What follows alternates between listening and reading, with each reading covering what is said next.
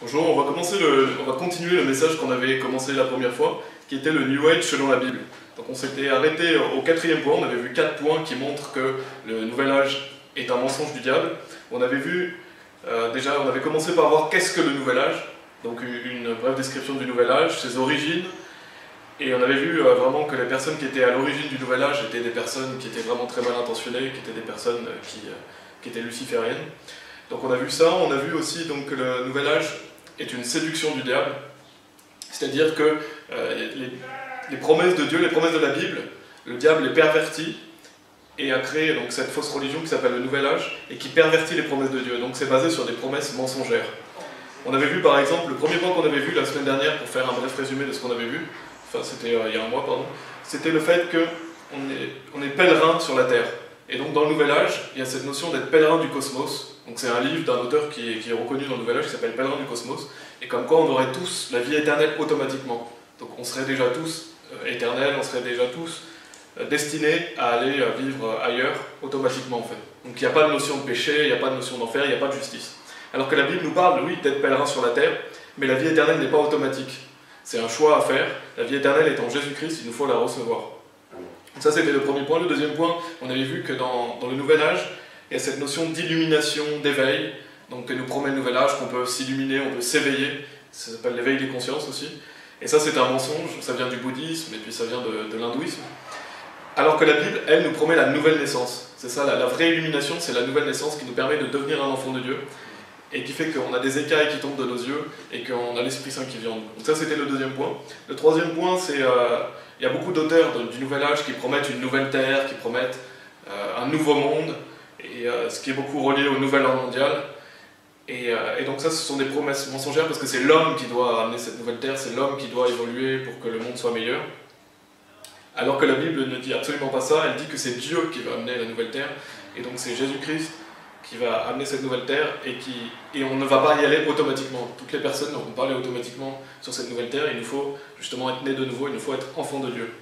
Donc voilà les 3 premiers points. Le quatrième point qu'on avait commencé, et c'est le fait que donc dans le Nouvel Âge, on a cette notion de Dieu est en tout, Dieu est déjà en nous, ou l'humain divinisé, donc c'est de l'humanisme.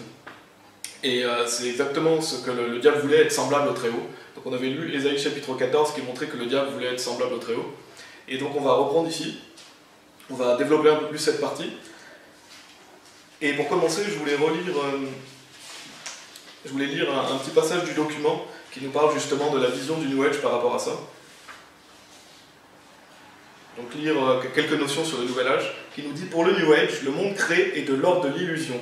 Nous serions tous une seule et même réalité spirituelle à l'intérieur de laquelle chacun de nous existe. C'est ce que l'on appelle une vision moniste du monde. Dans ce monde, l'homme nouveau sera appelé par son intelligence et sa conscience à acquérir une nouvelle perception afin de se renouveler totalement. Cette vision du monde est très inspirée de la pensée ésotérique, selon laquelle il faut accéder à une réalité cachée pour entrer dans une sorte d'éveil permettant l'accès à la vraie connaissance. » Donc on nous fait croire qu'il y a une connaissance mystique, une connaissance cachée dans le Nouvel Âge, et ça ressemble exactement à ce qu'on avait vu dans Genèse chapitre 3, « Vous serez comme des dieux, connaissant le bien et le mal ». Dès lors, l'homme n'a plus besoin d'être sauvé, il est simplement appelé à se développer et accède petit à petit à cet état de conscience supérieure. L'homme est libéré de la culpabilité de faire le mal et n'a plus besoin de relations personnelles avec Dieu. Si pour nous chrétiens, la relation à Dieu est centrale et notre joie est de nous adresser à Jésus, au Père et au Saint-Esprit, pour les adeptes du New Age, il n'en est rien. D'une certaine façon, il n'y a plus d'autre, la transcendance n'est plus un autre, mais une énergie impersonnelle. Donc le New Age conduit en fait à un orgueil très simple, mais bien réel, un orgueil spirituel, qui fait dire à la personne qu'elle a tout en elle. Il y a dans le New Age une posture luciférienne presque diabolique. Donc c'est exactement ça. Dans le Nouvel Âge, tout est en nous, tout est déjà en nous, on doit exprimer, on appelle ça le soi supérieur, donc on est soi-même Dieu. Dieu est déjà en nous, on est une partie de Dieu. Donc c'est exactement, c'est ça, c'est une posture luciférienne, diabolique. Et il y a un célèbre auteur aussi dans le New Age qui s'appelle David Spangler, qui a écrit un livre qui s'appelle Reflections on the Christ, et il dit « Le Christ est la force d'évolution primordiale de la création. Cette énergie divine que nous désignons sous le nom de Christ est la puissance de la vie, de l'amour, de l'intelligence, qui maintient toute la création dans l'existence. » Donc ça, c'est sa vision de Jésus-Christ, enfin la vision du Christ. Cette force existe à tous les niveaux du réel, mais les modalités de sa manifestation diffèrent. La manifestation du Christ au niveau de la planète ou à l'intérieur d'une rose est différente de celle qui existe en l'homme, mais l'énergie est la même, elle est omniprésente. Donc pour lui, Jésus-Christ est une force, c'est une énergie. Alors que la Bible dit que Jésus-Christ est une personne. Et le Christ peut être considéré comme l'âme de l'univers, l'énergie qui synthétise, guide et dirige l'évolution. Il constitue le lien entre l'esprit divin, donc c'est ce qu'il dit, le soi unique et indivisible, avec la vie divine qui se manifeste dans la variété et la complexité infinie des forces qui constituent la création telle que nous la connaissons. Ça, c'est des mensonges. Donc lui-même dit que c'est le soi unique et indivisible, donc comme si nous-mêmes, nous devions être Christ, comme si Dieu vivait déjà en nous. Ça, c'est la vision du Nouvel Âge sur qui est Jésus-Christ. Et on voit vraiment que, comme il était écrit, que ça conduit à un orgueil démesuré, parce qu'on croit soi-même être Dieu. Donc voilà, c'était un texte à propos de ça, donc on va reprendre le sermon. On va voir justement qu'est-ce que dit la Bible par rapport à tout ça. Donc on avait vu dans Ésaïe chapitre 14 que le diable, Lucifer, voulait être semblable au Très-Haut. Et donc dans le New Age, on a cette idée qu'on est déjà nous-mêmes divins, qu'on est nos propres créateurs, que Dieu est en tout, tout est parti de Dieu. Donc ça c'est un gros piège du diable, on n'est pas divins, on est des hommes, on est des créatures de Dieu. Dieu nous a créés à son image, mais nous ne sommes pas divins. Et de même, beaucoup aussi, dans le Nouvel Âge, on sait que Christ est déjà en nous. Donc Christ vit déjà dans chacun d'entre nous, même ils disent que Christ est dans les pierres, Christ est dans les fleurs, etc. Que Christ en fait est une énergie, ou alors qu'on doit devenir Christ, ça c'est des mensonges. En fait, vouloir devenir Christ, comme ils veulent dans le Nouvel Âge, c'est vouloir devenir Dieu. Parce que Jésus-Christ est Dieu, donc c'est vouloir être semblable au Très-Haut. C'est exactement comme le diable. Et dans Colossiens chapitre 1, verset 27, à la fin du verset, il est dit « Christ en vous, l'espérance de gloire ». Donc en tant que chrétien, notre espérance de gloire, c'est Christ en nous. Mais pour avoir Christ en nous, il faut déjà être sauvé. Christ n'est pas automatiquement dans les personnes. Il nous faut justement vivre la nouvelle naissance. Il nous faut croire en Jésus-Christ afin de recevoir Christ en nous. Et donc il faut être sauvé pour avoir Dieu qui vit en nous. La Bible dit afin que quiconque croit en lui ne périsse pas, mais ait la vie éternelle. Donc si vous croyez en Jésus, oui, vous avez la vie éternelle, vous avez Christ en vous. Mais ce n'est pas automatique d'avoir Christ en soi. Donc voilà, pour ce quatrième point, on voit vraiment que le Nouvel Âge nous promet des choses mensongères en disant qu'on peut devenir Dieu, que Dieu est déjà en nous, qu'on n'a pas à s'inquiéter en fait, parce qu'on va automatiquement avoir la vie éternelle, que voilà, etc. Il n'y a pas de notion de péché, il n'y a pas de bien et de mal. Et on voit la vérité de la Bible qui est qu'il faut croire en Jésus pour être enfant de Dieu. Le cinquième point, donc pour continuer le message sur le New Age selon la Bible, c'est que dans le Nouvel Âge, on nous promet une fausse lumière. Et ça ressemble à, comme on a vu dans Genèse chapitre 3, vos yeux s'ouvriront, vous serez comme des dieux. Et donc c'est la lumière de Lucifer, le porteur de lumière. C'est cette lumière qu'on retrouve dans le Nouvel Âge, c'est la lumière de Lucifer. Et on va lire à ce sujet un document qui parle justement de cette lumière qu'on nous promet dans le Nouvel Âge. Donc c'est une citation de Helena Blavatsky, c'est une célèbre auteure qui, je pense, c'était au 19e siècle. Elle a écrit « Abrégé de la doctrine secrète » et c'est une des précurseurs du Nouvel Âge. Donc c'est une des auteurs qui a amené par la suite le Nouvel Âge. Il y a aussi Alice Bailey, il y a plusieurs auteurs comme ça. Et on va lire justement une citation de ce qu'elle dit. Elle dit « Satan a toujours existé en qualité d'adversaire, de pouvoir opposé, requis pour l'équilibre et l'harmonie des choses dans la nature, comme l'ombre est nécessaire pour rendre la lumière plus brillante. Il n'y a pas de mal en soi, il n'y a que l'ombre de la lumière, sans laquelle celle-ci ne pourrait exister, même pour nos perceptions.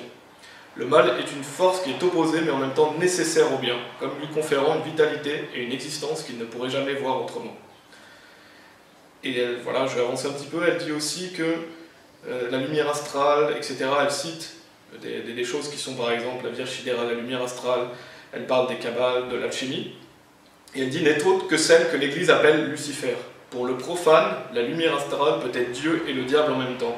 Lucifer, c'est la lumière divine et terrestre, le Saint-Esprit et Satan à la fois, car les effets manifestés des deux ne font qu'un. » Donc en fait, ce qu'elle est en train de dire, c'est que Satan est Dieu, et que le Saint-Esprit et Satan, c'est la même chose, c'est la lumière divine. Donc en fait, elle appelle le mal bien, et elle appelle le bien mal. Donc elle pervertit complètement la Bible, et cette femme est bien sûr luciférienne. D'ailleurs, elle a écrit, elle est à l'origine d'une revue qui s'appelle Lucifer.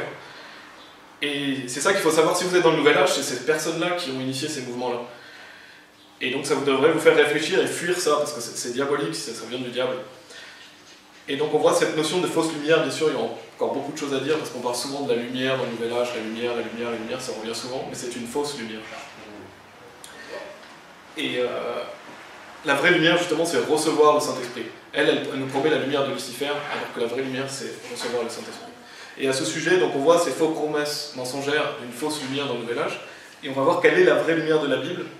Et pour commencer, on va voir ce que nous dit la Bible dans 2 Corinthiens chapitre 11, versets 14 et 15.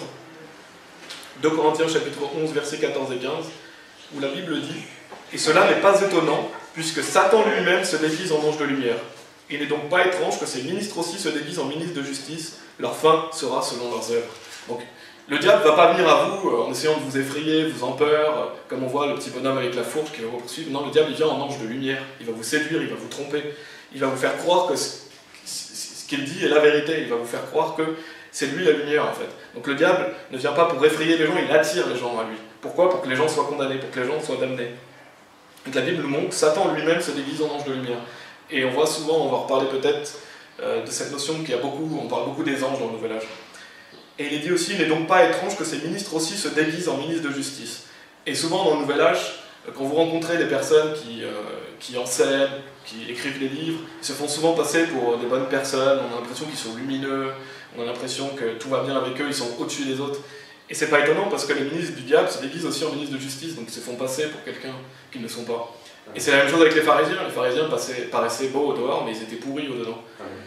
Et les faux prophètes du Nouvel Âge sont pourris au dedans. Et souvent, c'est même des personnes qui sont gravement pourries. Donc voilà, c'était pour mentionner le fait que c'est pas étonnant que le diable séduise avec une fausse lumière, et c'est pas étonnant aussi que les personnes qui enseignent le Nouvel Âge séduisent avec une apparence de piété et d'humilité. Et ce qui est grave dans le Nouvel Âge aussi, c'est qu'il n'y a plus de bien, il n'y a plus de mal. Et ça c'est grave, la Bible nous le dit que c'est grave, et c'est même pire parce qu'en plus, le bien est appelé mal et le mal est appelé bien. Et dans Ésaïe chapitre 5, verset 20, la Bible dit « Malheur à ceux qui appellent le mal bien et le bien mal, qui changent les ténèbres en lumière et la lumière en ténèbres, qui changent l'amertume en douceur et la douceur en amertume. » Donc la Bible est claire, si vous appelez le mal bien et le bien mal, malheur à vous. Et en plus, il y a des personnes qui changent les ténèbres en lumière et la lumière en ténèbres. Et c'est ça le Nouvel Âge. On appelle le bien mal et le mal bien. Il n'y a plus de péché, on fait ce qu'on veut. Tant que ça nous plaît, on peut le faire. Et ça, c'est extrêmement grave. Dans Proverbe chapitre 28, au verset 26, au début du verset, il est dit « Celui qui a confiance dans son propre cœur est un insensé. » Et c'est ça le Nouvel Âge. Les gens ont confiance dans leur propre cœur. Ils essaient de se fier à leur ressenti, à ce qu'ils aiment, à ce qu'ils veulent, etc. Et donc, il n'y a plus de notion de péché. Tout est bien. Tant qu'on aime, tout est bien. Et la Bible dit malheur, que les personnes qui font ça sont des insensés. Parce que si vous avez confiance dans votre propre cœur, vous êtes un insensé parce que le cœur est mauvais. Le cœur de l'homme est mauvais. Et donc la vraie lumière, elle n'est pas dans le Nouvel Âge, elle est dans la Bible. Et la vraie lumière, c'est Dieu. Dieu est saint et parfait et sans mal. C'est-à-dire que Dieu déteste le mal. Il n'y a pas comment on pourrait dire, il n'y a pas une harmonie entre le bien et le mal. Il n'y a pas, comme on peut voir aussi le yin et le yang, il y a du mal il y a toujours du mal dans le bien, il y a toujours du bien dans le mal, ça c'est faux, c'est un mensonge. En Dieu, il n'y a aucun mal. Et ça, la Bible le dit dans 1 Jean chapitre 1, verset 5. La nouvelle que nous avons apprise de lui et que nous vous annonçons, c'est que Dieu est lumière et qu'il n'y a point en lui de ténèbres. Donc il n'y a aucune ténèbre en Dieu, il n'y a aucun mal en Dieu. Et donc cette fausse lumière du Nouvel Âge est remplie de mal et on nous enseigne que le mal est nécessaire à l'équilibre des choses et qu'il faut expérimenter le mal. Et ça, c'est un mensonge. Dieu déteste le mal et Dieu va punir le péché. Donc, qu'est-ce qu'il nous faut recevoir? Il nous faut recevoir la vraie lumière qui est le Saint-Esprit. Le Nouvel Âge vous promet cette lumière diabolique, cette lumière de Lucifer, cette fausse lumière, alors que la Bible promet le Saint-Esprit à ceux qui croient en Jésus-Christ. Donc ça, c'était le 5e point. On voit la fausse promesse du Nouvel Âge par rapport à la vraie promesse de la Bible. Pour faire un résumé de ce qu'on a vu, qu'est-ce qu'on peut en tirer? C'est que le diable imite Dieu. Le diable ne fait que imiter. Il copie la vérité de Dieu et il la pervertit pour que les gens soient condamnés. Donc par exemple, il utilise cette notion de pèlerin, il utilise cette notion du fait que les gens, certaines personnes se sentent étrangers sur cette terre, et il l'utilise pour amener les gens dans le Nouvel Âge. Il utilise aussi cette notion de nouvelle terre pour promettre une fausse nouvelle terre aux gens. Il utilise cette notion d'illumination alors que c'est la nouvelle naissance dans la Bible, etc. Donc on voit que le diable copie Dieu. Et c'est comme dans le Jardin d'Éden, il a piégé en disant « Vous ne mourrez point, vos yeux s'ouvriront, vous serez comme des dieux connaissant le bien et le mal », donc c'est un piège. Alors que la Bible est la vérité et que les vraies promesses sont de Dieu. Et pour terminer ce premier message, après on va commencer le deuxième, je voulais dire qu'il y avait des graves dangers dans le Nouvel Âge. Le Nouvel Âge, non seulement vous êtes en danger de damnation, parce que si vous croyez dans cela, vous allez aller en enfer, mais aussi il y a des graves dangers pour votre vie physique. Parce que beaucoup de gens dans le Nouvel Âge perdent le sens des réalités. Ils perdent complètement la notion de vie. Pour eux, plus rien n'a d'importance. Tu peux faire tout ce que tu veux, tout va bien, tout est beau, et ils sont dans une espèce de bulle qui leur fait perdre le sens des réalités. Et ça, c'est très grave. On a rencontré beaucoup de gens dans le Nouvel Âge qui sont complètement perdus, et qui ne peuvent plus sortir de cette spirale où pour rien tout va bien parce qu'ils sont les propres créateurs de leur vie, etc. Donc ça c'est très grave. Et où ça peut conduire aussi à des maladies psychiatriques. Il y a des gens dans le Nouvel Âge qui finissent avec des maladies psychiatriques parce qu'ils perdent complètement sens des réalités et ils deviennent fous. Et un troisième point aussi, donc perte de sens des réalités, les maladies psychiatriques, mais il y a aussi les possessions. Et des personnes dans le Nouvel Âge ouvrent des portes à des cas de possession. Et dans Actes chapitre 16, verset 16, il est dit « Et il arriva, comme nous allions à la prière, une certaine jeune fille possédée d'un esprit de divination, qui apportait à ses maîtres beaucoup de gains par sa divination, vint à notre rencontre. » Donc bon, je ne vais pas étudier cette histoire, mais on voit dans Actes chapitre 16 qu'il y a une jeune fille qui est possédée par quoi? Un esprit de divination. Et si vous êtes dans le Nouvel Âge, vous ouvrez une porte à ces esprits de divination, vous ouvrez une porte aux possessions, parce que par la prière, si vous priez des faux dieux, si vous priez des mauvaises choses, vous ouvrez une porte au diable et à ses démons. Aussi par la méditation transcendantale, vous ouvrez une porte à cela, par le yoga aussi, parce que le yoga est très malfaisant aussi. Donc en fait, si vous pratiquez le Nouvel Âge, quel que soit, si vous priez ou méditez ou faites du yoga, vous ouvrez des portes au diable et vous ouvrez des portes aux esprits malsains. Voilà, donc ça c'est le premier message. On va enchaîner directement sur le deuxième message. Donc le premier message c'était le New Age selon la Bible, mais le deuxième message est un peu similaire mais avec des notions différentes, c'est que le New Age c'est un piège du diable. Donc on a bien vu que c'était un piège du diable, mais là on va rentrer dans d'autres points pour montrer que justement le diable piège les gens. Donc on l'a déjà dit, mais le diable est un imitateur, il copie Dieu, et il trompe et il ment, justement afin que les gens soient condamnés. L'objectif du diable c'est que le plus de monde possible aille avec lui en enfer parce qu'il sait qu'il est déjà condamné. Donc pour commencer on va voir un premier point. Il faut savoir que beaucoup de personnes dans le New Age ou qui tombent dans le New Age sont à la recherche de leur origine ou alors d'un monde meilleur. Il y a beaucoup de personnes qui tombent dans le New Age parce qu'ils recherchent d'où ils viennent, ils recherchent un monde meilleur. Et ça, c'est vraiment justement un des pièges du diable qui va leur faire croire des fausses choses sur leur origine ou alors sur le monde meilleur que le diable promet. Par exemple, des personnes vont dire qu'ils viennent d'autres planètes. Il y a beaucoup de personnes dans le Nouvel Âge qui disent ouais, voilà, moi je viens de telle planète, moi je viens de ceci, moi je viens de cela. Ou alors qu'ils vont aller dans un monde meilleur, donc cette notion de nouvelle terre, de monde meilleur, d'ascension, etc. Donc ça c'est un piège du diable. Et on va voir justement ce que la Bible nous dit. Si vous voulez aller dans Hébreux chapitre 11, pour ceux qui veulent.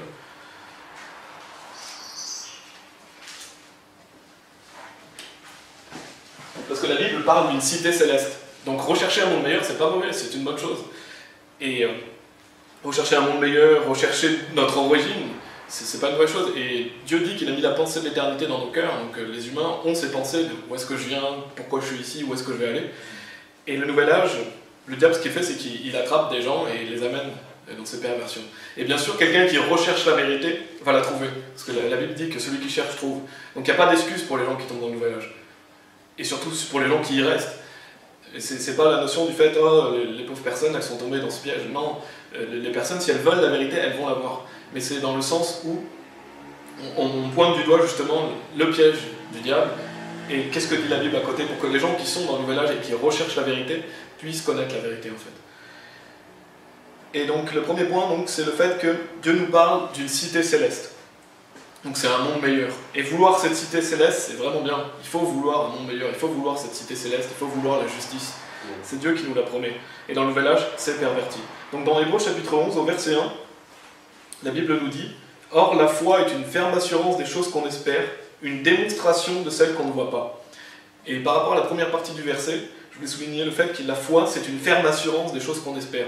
Donc quand on a foi en quelque chose, c'est qu'on a une ferme assurance dans quelque chose qu'on espère. Et dans le Nouvel Âge, par exemple, il y a des personnes qui ont foi dans le fait qu'ils viennent d'une autre planète. Donc ils ont cette assurance en eux-mêmes d'espérer aller sur cette autre planète après. Donc les gens dans le Nouvel Âge ont une foi, mais ils ont une foi dans un mensonge. En fait, comme les athées, par exemple, croient dans des mensonges, mais ils croient en quelque chose. Parce que les athées, souvent, ils disent « moi, je crois en rien ».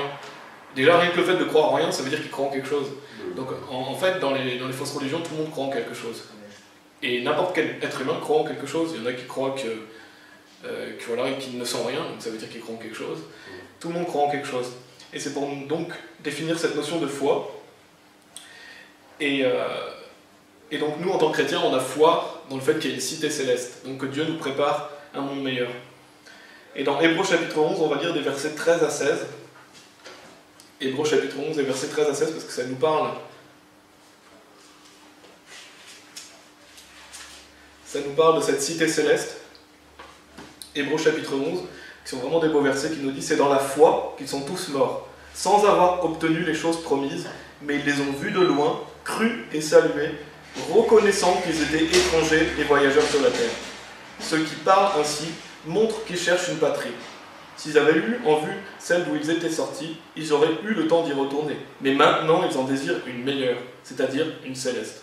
C'est pourquoi Dieu n'a pas honte d'être appelé leur Dieu, car il leur a préparé une cité. » Et donc on voit au verset 13, ce sont des personnes qui sont mortes dans la foi, donc ce sont des croyants, et ils ont pas obtenu les choses promises, parce que quand on est croyant en Jésus-Christ, on n'a pas encore obtenu tout notre héritage céleste. On n'est pas encore au paradis, on n'est pas encore dans la gloire de Dieu.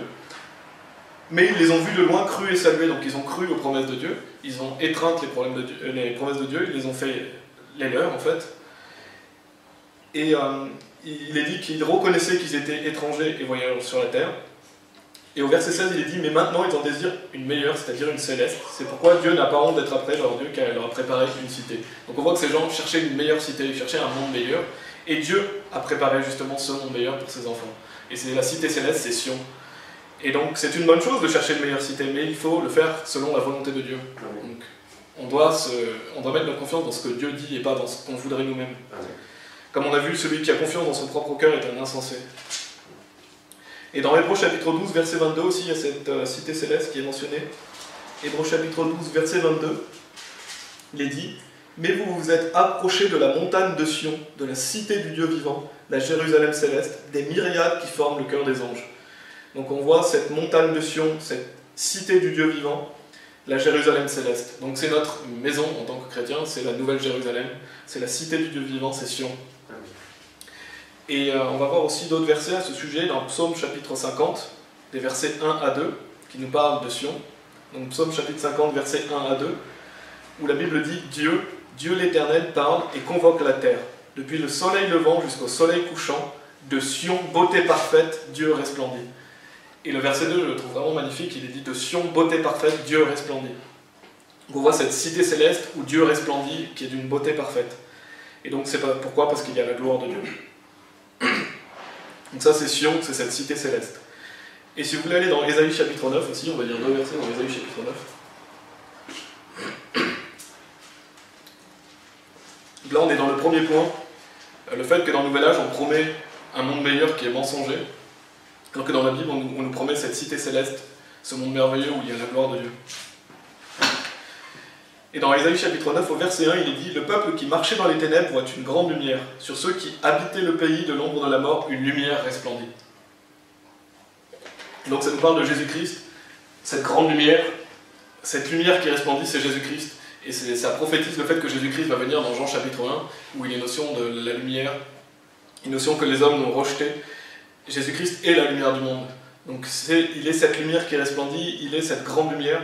Et on voit d'ailleurs au verset 5, un peu plus bas, où il est dit « Car un enfant nous est né, un fils nous est donné, et la domination reposera sur son épaule, on l'appellera admirable, conseiller, Dieu puissant, Père éternel, prince de la paix. » Donc ça prophétise le fait que Jésus-Christ va venir, et la domination va reposer sur son épaule. Il est l'admirable conseiller, le Dieu puissant, le Père éternel, le prince de la paix. Et donc, cette merveilleuse lumière, c'est Jésus-Christ. Et on avait vu « De Sion, beauté parfaite, Dieu resplendit ». Mais cette lumière qui resplendit, c'est Dieu, et c'est Jésus-Christ. Donc dans cette cité céleste, il y a la gloire de Dieu.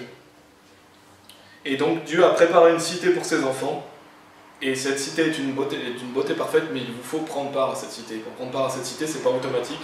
Comme on a dit, il faut croire en Jésus-Christ, il faut être un enfant de Dieu. Et dans Ésaïe chapitre 9, au verset 5, à la fin du verset, on avait vu, il est dit « Prince de la paix ». Et qui est le prince de la paix? C'est Jésus-Christ, bien sûr. Il est dit « Car un enfant nous est né », et c'est lui le prince de la paix. Et donc ça me mène à mon deuxième point, qui est que dans le Nouvel Âge, on nous promet une fausse paix. Souvent dans le Nouvel Âge, on dit la paix, la paix, la paix. Même dans le bouddhisme, on dit voilà, il faut méditer pour être en paix, il faut arriver à cet état de paix intérieure, cet état de paix. Et c'est un piège du diable. Le diable promet une fausse paix, ce qu'on appelle la paix du monde. Et cette fausse méditation qu'on fait dans le Nouvel Âge, qui est centrée sur soi, c'est pas la vraie méditation. On va justement définir ce que c'est que la méditation, parce que la Bible nous parle du mot méditer. Et dans Wikipédia, il est dit, au sujet de la méditation, il est dit « Cette pratique peut chercher à produire une paix intérieure ». Donc on voit que la pratique de la méditation, c'est fait pour provoquer une paix intérieure. Et donc c'est une paix charnelle, c'est une paix du monde. Dans Jean chapitre 14, Jésus nous parle justement de cette notion de paix. Jean chapitre 14, au verset 27, il est dit « Je vous laisse la paix, je vous donne ma paix. Je ne vous donne pas comme le monde donne, que votre cœur ne se trouble point et ne s'alarme point. » Donc qu'est-ce que dit Jésus? Il dit je vous laisse la paix, je vous donne ma paix, mais pas la paix du monde. Comme il est dit après, je ne vous donne pas comme le monde donne. Parce que tout ce qui est bouddhisme, hindouisme, nouvel âge, je vous donne une paix du monde. Jésus lui donne la vraie paix. Et c'est cette vraie paix qu'on doit recevoir. C'est la paix de Jésus-Christ, c'est pas la paix du monde. Et comme on l'a mentionné, Jésus est le prince de la paix. Et j'aime bien cette phrase, c'est qu'il n'y a pas de paix sans le prince de la paix. En fait, vous ne pouvez pas avoir de paix dans votre vie si vous n'avez pas le prince de la paix. Et ce prince de la paix, c'est Jésus-Christ. C'est pareil, il n'y aura pas de paix dans le monde tant que Jésus-Christ ne va pas établir le millénium. Parce que Jésus-Christ est le prince de la paix. Et donc, sans le prince de la paix, pas de paix possible. Et Jésus, d'ailleurs, a dit qu'il n'est pas venu amener la paix, mais l'épée. Pourquoi? Parce que ça va créer de la division. Et bien sûr, Jésus veut qu'on vienne à lui. Jésus est le prince de la paix. Il ne veut pas la guerre. Mais l'être humain étant pécheur, ce sont des conséquences du péché. Et dans Romains chapitre 5, verset 1, qui est un verset clair sur le salut, la Bible dit « Étant donc justifiés par la foi, nous avons la paix avec Dieu par notre Seigneur Jésus-Christ. » Donc pour avoir la paix avec Dieu, il faut être justifié par la foi, il faut croire en Jésus-Christ. Si vous ne croyez pas en Jésus-Christ, toutes les paix que vous recherchez ne sont pas des vraies paix, ce sont des paix du monde. Et dans le Nouvel Âge, justement, par la méditation, par le yoga, par toutes ces pratiques, on vous promet la paix, mais ce n'est pas la vraie paix. Il vous faut être en paix avec Dieu, parce que si vous n'êtes pas en paix avec Dieu, vous irez en enfer, vous serez punis pour vos péchés. Et là, la Bible est claire, comment on est justifié par la foi. Il n'est pas dit par les œuvres, il n'est pas dit par notre comportement, il est dit par la foi. Donc c'est seulement en croyant en Jésus-Christ. Donc voilà le deuxième point. Et on va rebondir pour faire un troisième point sur cette notion de méditation. Donc j'ai mentionné ce que c'est que la méditation. Et sur Wikipédia encore, il y a une définition de la méditation où il est dit « Le terme méditation désigne une pratique mentale qui consiste généralement à une attention portée sur un certain objet au niveau de la pensée, des émotions, du corps. Dans une approche spirituelle, elle peut être un exercice, voire une voie de réalisation de soi et d'éveil. » Donc ce que dit Wikipédia, c'est que par la méditation, on a une réalisation de soi, une réalisation d'éveil. Donc en fait, c'est toujours centré sur soi. C'est comme si nous-mêmes, nous devions être Dieu, comme si on devait se réaliser soi-même. Et on l'a mentionné tout à l'heure, Proverbe chapitre 28, verset 26, mais là je vais donner tout le verset au complet, où il est dit « Celui qui a confiance dans son propre cœur est un insensé, mais celui qui marche dans la sagesse sera sauvé. » Donc encore une fois, on voit que si vous vous confiez dans votre cœur par la méditation, en cherchant en vous-même, vous êtes un insensé, vous êtes fou. Parce que la Bible dit d'ailleurs dans Jérémie chapitre 17, verset 9, « Le cœur est tortueux par-dessus tout, et il est méchant, qui peut le connaître ?» Donc le cœur de l'homme est mauvais, il ne faut pas se fier à son cœur, il faut se fier à Dieu.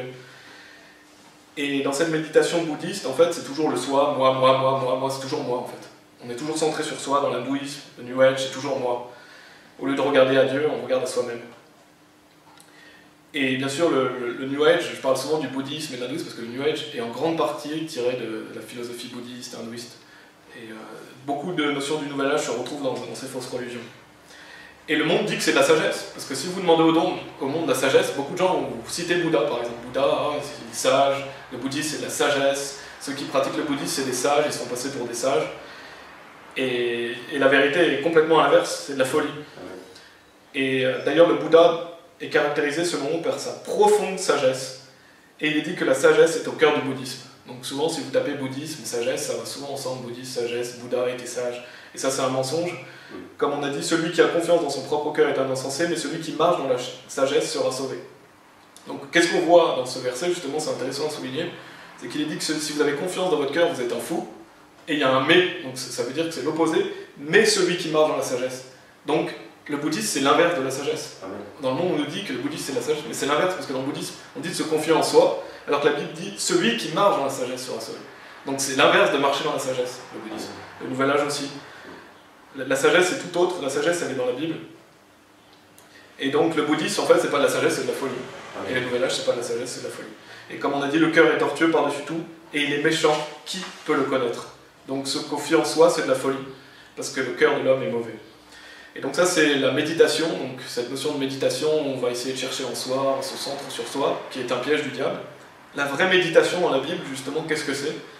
Dans Psaume chapitre 1, verset 2, il est dit mais qui trouve son plaisir dans la loi de l'Éternel et qui la médite jour et nuit.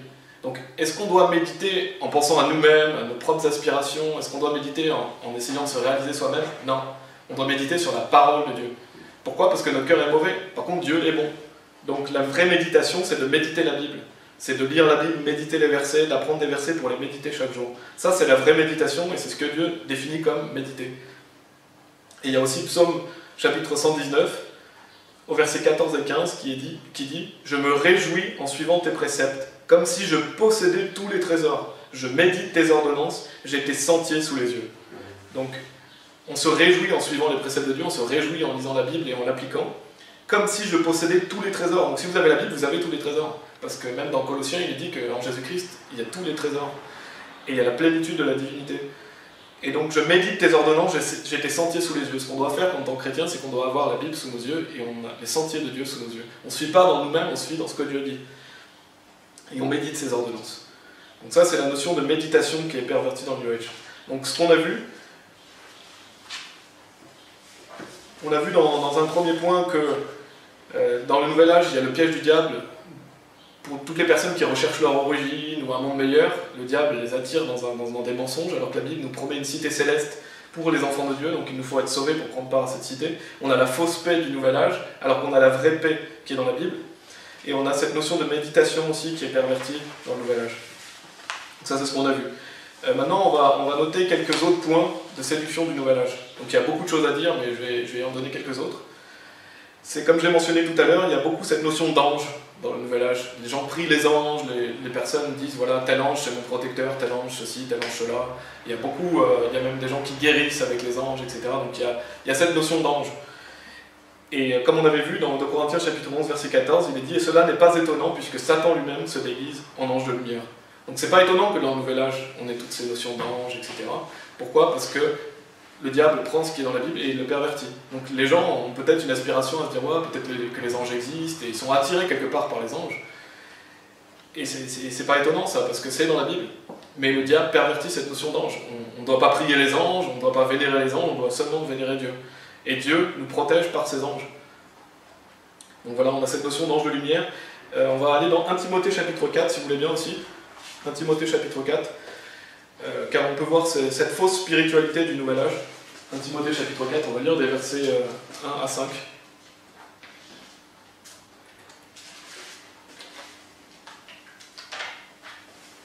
« 1 Timothée chapitre 4, versets 1 à 5, il est dit « Mais l'Esprit dit expressément que dans les derniers temps, donc les derniers temps c'est les jours que nous vivons, les temps de la fin, quelques-uns abandonneront la foi pour s'attacher à des esprits séducteurs et à des doctrines de démons, par l'hypocrisie de faux docteurs portant la marque de la flétrissure dans leur propre conscience, prescrivant de ne pas se marier et de s'abstenir d'aliments que Dieu a créés, pour qu'ils soient pris avec action de grâce par ceux qui sont fidèles et qui ont connu la vérité.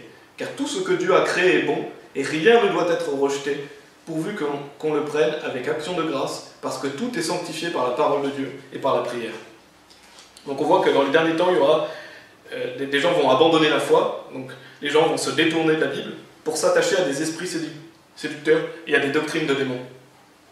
Et le Nouvel Âge est une doctrine de démons. Elle est guidée par des esprits séducteurs.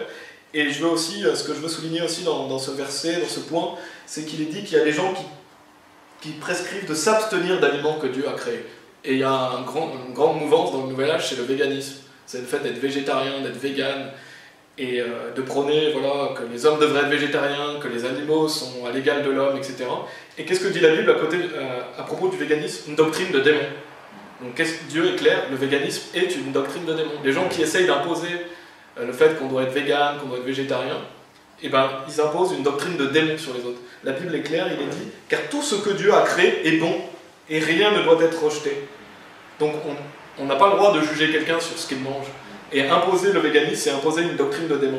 Et on a vraiment cette notion de véganisme qui prend une ampleur considérable dans le Nouvel Âge, mais aussi dans le monde entier, où on dit que l'homme et l'animal sont égaux. Et ça, c'est un mensonge. Et on va aller dans Colossiens chapitre 2, verset 16 aussi, parce que ça parle de cela. Colossiens chapitre 2, verset 16. Donc là, on parle du fait que le véganisme est une doctrine de démon. Essayer d'imposer ses croyances, c'est une doctrine de démon. Si vous voulez être vegan et végétarien, tant mieux pour vous. Mais ne l'imposez pas aux autres, parce que sinon, vous imposez votre doctrine. Et il est dit que personne donc ne vous juge au sujet du manger ou du boire, ou au sujet d'une fête, d'une nouvelle lune ou des sabbats. C'était l'ombre des choses à venir, mais le corps est en Christ. Donc que personne ne vous juge sur votre manger ou sur le boire. Donc vous mangez parce que toutes choses sont bonnes et Dieu nous a donné toutes choses. Donc cette doctrine végane est une doctrine de démon. Et toutes les personnes qui croient que l'homme et l'animal sont égaux sont fous. Parce que l'homme est créé à l'image de Dieu, alors que l'animal a été créé pour l'homme. Et on pourrait aller dans beaucoup de versets, on pourrait en faire un sermon complet, mais l'homme et l'animal ne sont pas égaux. Et vouloir sauver les animaux, vouloir avoir cette notion de se battre pour les animaux, c'est un faux combat. Vous allez aller nulle part avec ça. Et on le voit bien, il y a beaucoup d'histoires qui montrent que Jésus-Christ se soucie des hommes et pas des animaux. Dans Colossiens, ça c'est cette notion de fausse spiritualité, et notamment par rapport au véganisme, il y aura encore beaucoup de choses à dire. Dans un autre point, aussi dans le Nouvel Âge, on prône beaucoup les visions, les révélations, et c'est de la sorcellerie. Il y a beaucoup de sorcellerie dans le Nouvel Âge, même si on dit que c'est une bonne sorcellerie, c'est la magie blanche, etc. Il n'y a aucune bonne sorcellerie. Et donc ces visions, ces révélations, et dans Colossiens chapitre 2, verset 18, il est dit « Qu'aucun homme sous une apparence d'humilité et par un culte des anges ne vous ravisse à son gré le prix de la course, tandis qu'il s'abandonne à ses visions et qu'il est enflé d'un vain orgueil par ses pensées charnelles. » Donc, justement, souvent, comme je l'ai mentionné, ces faux prophètes du Nouvel Âge sont sous une apparence d'humilité. Et souvent, ils font un culte des anges. Et la Bible nous met en garde contre ces personnes-là. Parce qu'ils s'abandonnent à leur vision et ils sont enflés d'un vain orgueil par leurs pensées charnelles. Ce sont des gens charnels qui sont enflés d'orgueil. Et donc, il faut faire attention aux apparences d'humilité, il faut faire attention aux personnes aussi qui vénèrent les anges, qui font un culte aux anges. La Bible nous met en garde contre ça. Et contre leur vision, leur révélation aussi. Et dans Deutéronome chapitre 18, je vais lire rapidement Deutéronome chapitre 18 parce que c'est important, parce que beaucoup de personnes dans le Nouvel Âge pratiquent la sorcellerie ou la divination, ou alors essayent de prier des faux dieux, etc. Qu'est-ce qui est dit dans Deutéronome chapitre 18, verset 9? Il est dit « Lorsque tu seras entré dans le pays que l'Éternel ton Dieu te donne, tu n'apprendras point à imiter les abominations de ces nations-là. Qu'on ne trouve chez toi personne qui fasse passer son fils ou sa fille par le feu, personne qui exerce le métier de devin, d'astrologue, d'augure, de magicien, d'enchanteur, personne qui consulte ceux qui évoquent les esprits ou disent la bonne aventure, personne qui interroge les morts. Car quiconque fait ces choses est en abomination à l'Éternel. » Donc si vous pratiquez tout ça, c'est en abomination à l'Éternel. Il faut le savoir. Et en plus, on voit que Dieu nous met le fait de faire passer son fils ou sa fille par le feu dans le même verset qu'être astrologue, dans le même verset qu'être magicien et enchanteur. Pourtant, c'est quelque chose de grave. La plupart des gens se diraient « mais c'est affreux de passer son fils ou sa fille par le feu ». Et bien Dieu le met dans le même verset, bien sûr c'est pas la même chose, mais il le met dans le même verset que les magiciens, les astrologues, etc. Pourquoi? Parce que c'est en abomination aux yeux de l'Éternel. On pourrait mentionner aussi d'autres choses, peut-être que je le ferai dans le prochain, mais dans le Nouvel Âge, souvent on a cette notion de mission de vie, les indigos, de sauver le monde. Il y a beaucoup de gens qui disent « ah, moi je suis un indigo, moi je veux sauver le monde, c'est la mission de vie ». Et ça c'est encore un piège du diable, parce que on a une mission de vie, c'est vrai, c'est de sauver les âmes des autres personnes. Mais il faut d'abord déjà être sauvé soi-même pour aller prêcher l'évangile, pour que les âmes soient sauvées. Mais on a cette notion de mission de vie qui est pervertie dans le Nouvel Âge. Donc si vous êtes dans le Nouvel Âge, il faut vous repentir de cette fausse religion.